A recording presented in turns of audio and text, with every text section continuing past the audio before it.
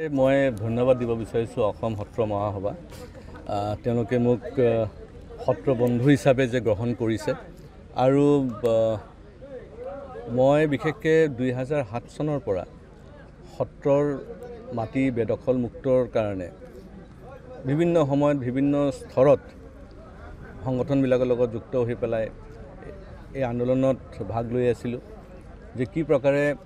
আমাৰ সত্ৰৰ মাটি বাংলাদেশী মূলৰ মুছলমান আহি তেওঁলোকে আগ্ৰাসন চলাইছে, দখল কৰিছে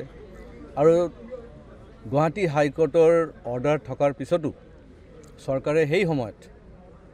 মোৰ এতিয়া মনত আছে তৰুণ গগৈ ডাঙৰীয়াৰ চৰকাৰ আছিলে তেওঁলোকে কোনো ধৰণৰ পদক্ষেপ লোৱা নাছিলে তেওঁলোকে বাংলাদেশী মূলৰ মানুহসকলক যে ভোট বেংক হিচাপে ব্যৱহাৰ কৰি আছিলে আৰু তাৰ কাৰণে তেওঁলোকে সত্ৰৰ মাটি পৰ্যন্ত তেওঁলোকে মানে দান দিবলৈ তৈয়াৰ আছিলে সেই কথাটোৰ পৰাই কিন্তু আমাৰ অন্তৰত তেতিয়াৰ পৰা আমি খুব দুখ পাই আহিছোঁ আৰু সেই হিচাপে আমি কাম কৰি গৈ আছিলোঁ আজি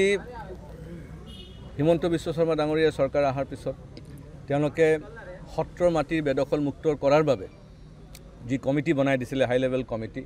সেই কমিটিৰ ৰিপৰ্টো আহিল সেই কমিটিৰ ৰিপৰ্ট অহাৰ পিছত লাহে লাহে চিনাক্ত হৈছে যিবিলাক মাটি বেদখল হৈছে বেদখল মুক্তৰ কৰাৰ কাৰণে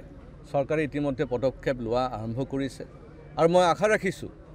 যে এই যে হাজাৰ হাজাৰ নহয় 2007 চনত 7,000 বিঘা মাটি বেদখল মুক্ত কৰিবৰ কাৰণে অৰ্ডাৰ দিছিলে কিন্তু আজি যে লাখ লাখ বিঘা মাটি সত্ৰৰ মাটি বেদখল মুক্ত কৰাৰ কাৰণে আমি কাম কৰিব লাগিব আৰু এবাৰ যদি আমাৰ সত্ৰৰ মাটি বেদখল মুক্ত হৈ যায় তো মই ভাবোঁ অসমো সুৰক্ষিত হ'ব অসম বিশেষকৈ আজি যদি আমি চাওঁ যে চাহ বাগিচা আছে অসমত যদি চাহ বাগিচা নাথাকিলেহেঁতেন তো ইতিমধ্যে আমাৰ অসমৰ মুখ্যমন্ত্ৰী কোনোবা বাংলাদেশী মূলৰ মুছলমানেই হ'লেহেঁতেন আমাক কিছু বচাইছে যদি চাহ বাগিচা বচাইছে আৰু যিখিনি আমাৰ সত্ৰৰ মাটি মন্দিৰৰ মাটি আছে সেইখিনিও যদি আমি বচাই ল'ব পাৰোঁ তেতিয়াহ'লে মোৰ ধাৰণা যে আমি মানে বহুতখিনি মানে ক'ব পাৰে যে এটলিষ্ট 60% আমি অসম বচোৱা হৈ যাব আৰু বাকীখিনিতো আমাৰ সংগ্ৰাম চলি আছে আমি কৰিম উদ্দেশ্য হৈছে যে আজি আমি কুৰুক্ষেত্ৰৰ যুদ্ধৰ কথা যেতিয়া কওঁ কুৰুক্ষেত্ৰৰ যুদ্ধ কিয় হৈছিলে কুৰুক্ষেত্ৰৰ যুদ্ধটো মানে এক চিকুট আপোনাৰ মাটিৰ কাৰণে হৈছিল মাটিৰ ৰক্ষাৰ কাৰণে হৈছিল মাটিৰ দখলৰ কাৰণে হৈছিলে